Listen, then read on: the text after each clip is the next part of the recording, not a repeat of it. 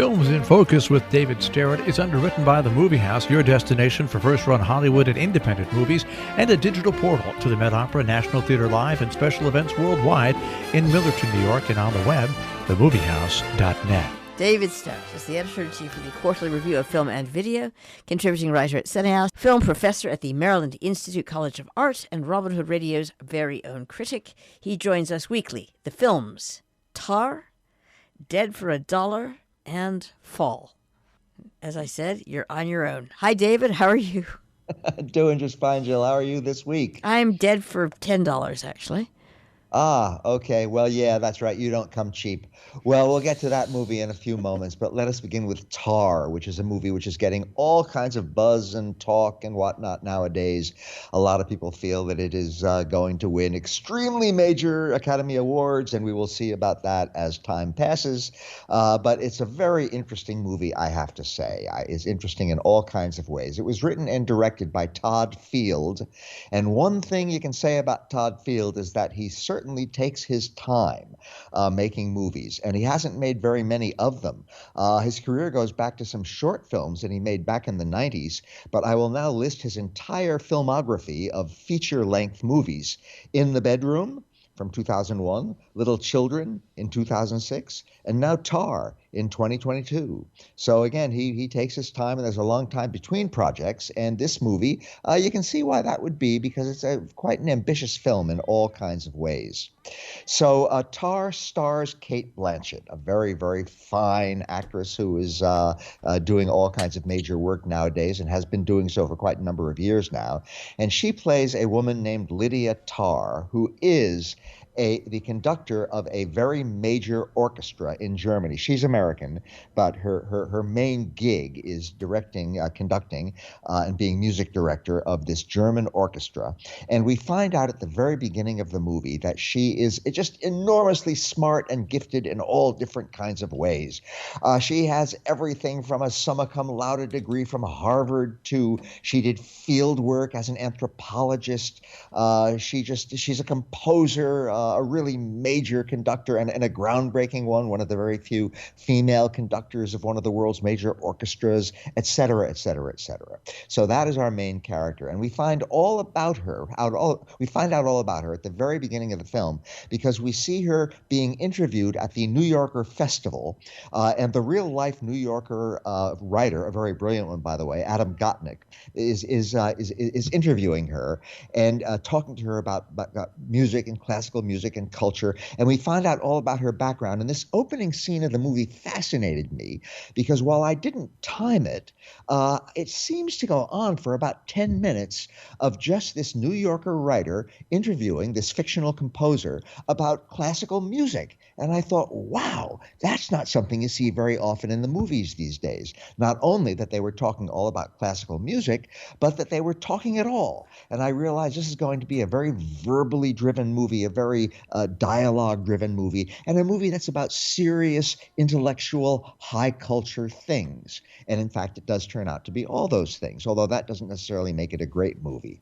So once we get out of the New Yorker Festival at the beginning of the film, we start to get into her career and we see all the things that she's doing, and she has conversations with various colleagues, and we see her leading a seminar where she teaches of young conducting students, and then later on we see her interacting with various other kinds of people, and we discover that there are conflicts in her life and conflicts in her career.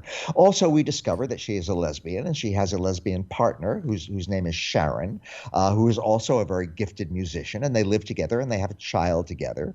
And we find out that there is a woman in their past, a woman who never appears in the movie, whose name was Krista, who apparently had some sort of professional and probably sexual relationship with our main character, Lydia Tarr. And she is very unhappy, and she is acting erratically, and she is sending bizarre emails and text messages to people. And then a tragic thing happens involving Krista, and this sets various other things in motion over the course of the film. So we have here a movie with a real plot, and real sort of dramatic and romantic things going on, but also some tragic things going on. And there are odd little echoes of sort of other kinds of intrigue. Every once in a while, for example, Lydia Tarr goes jogging and she seems to hear screams off in the distance. And we can't tell whether these are real screams or maybe she might have some sort of mental instability. And things like this go on over the course of the movie. There's also something which has made the movie Tar fairly controversial, which is that there's some business in it about identity politics. Lydia Tarr has no patience with that at all. And early on in the film, she has a very testy interaction with one of her conducting students, where she dismisses the whole idea of identity politics and says what we must do is subject ourselves, sort of accept in all humility the greatness of high art without worrying about the personal morality of the people who create the high art. And this is something which some people have made a big fuss over. I think it's very interesting because the movie does not offer its own definitive points of view on this sort of issue. It just raises them for us to think about and for the characters to think about. And I found that quite wonderful. In some ways, Tar is kind of a mess.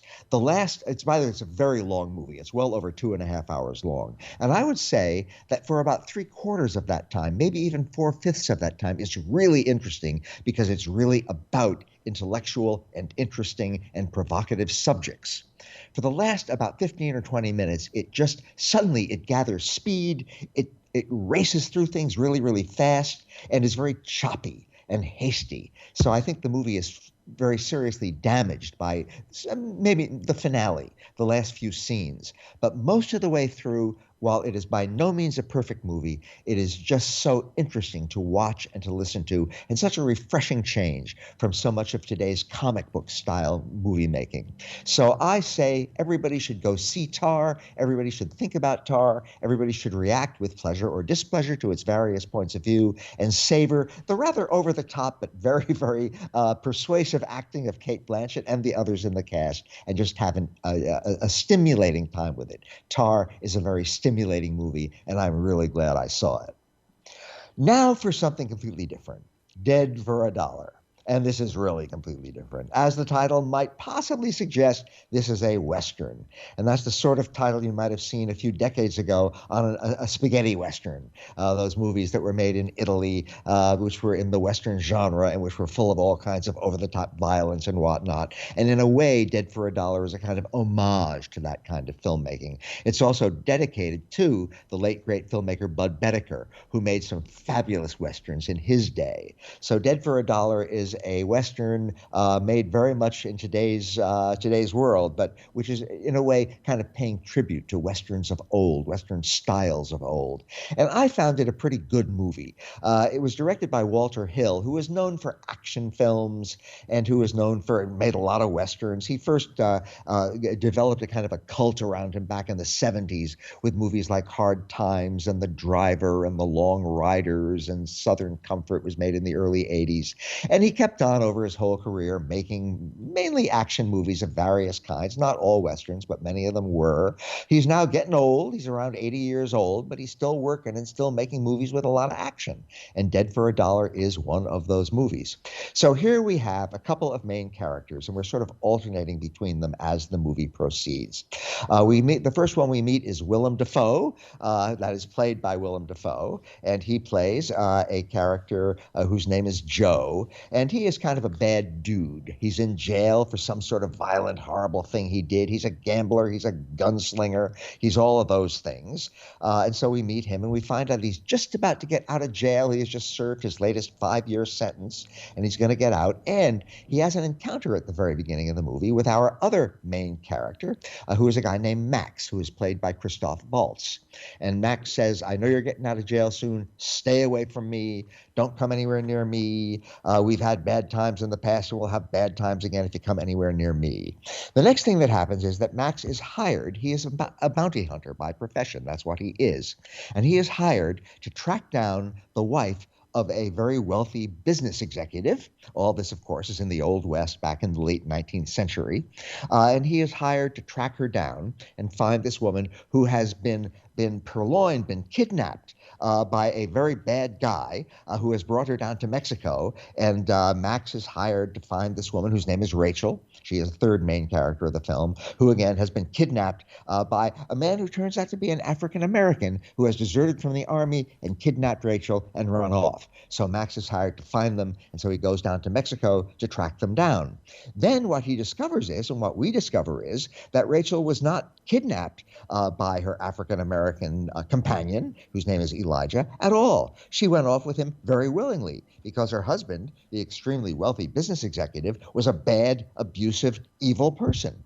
So we have Max the bounty hunter who is tracking down Rachel, who was supposedly kidnapped, but really ran off very willingly with the army deserter. And then, of course, Joe enters the picture again, the Willem Dafoe character, who ends up in a terrible conflict with Max, and there's all kinds of gunslinging and bloody vengeance and stuff like that goes on. So Dead for a Dollar earns its title. It's about violence, it's about people killing each other, and I found it to be quite an effective Western. It's an old-fashioned Western. It's not the kind of movie that is in style nowadays, but it's well acted. Christoph Waltz is such a wonderful actor. Willem Dafoe is one of the best actors we have around. Rachel Brosnahan is just fine as Rachel, the main female character of the film. And I just had a pretty good time watching it. I am not a member of the Walter Hill cult. I think a lot of his movies are wildly overrated by all kinds of people, but I did rather enjoy Dead for a Dollar. So if you're in the mood for an old-fashioned, fairly violent Western, you'll do a lot worse than seeking out Dead for a Dollar. And our last movie for today, Jill, is called Fall. And oh, that does just describe the movie so well. It is directed and co-written by Scott Mann, and it is about two young women, and they are climbers. They are mountain climbers. And we find this out in the very opening scene of the movie, so this is not a spoiler. They are all climbing a big rock face and doing the kinds of things that mountain climbers do. And they're doing it with their names are Becky and Shiloh Hunter, but she's always called by her last name, Hunter. So we have Becky and Hunter, and they are climbing this mountain with Becky's husband, and he has a horrible accident in the very first scene of the movie, and he falls, and he is killed.